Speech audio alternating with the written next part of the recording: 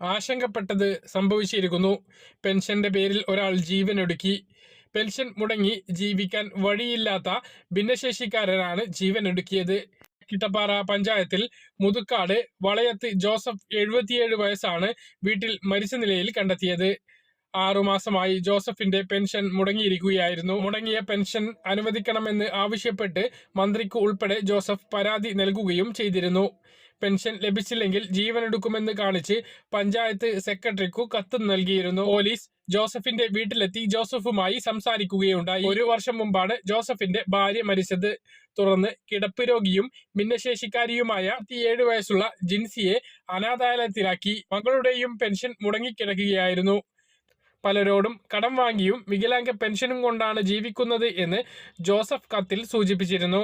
എന്നാൽ LDF ഭരിക്കുന്ന Chakkittapara panchayat president ഇതെല്ലാം നിഷേധിച്ചു.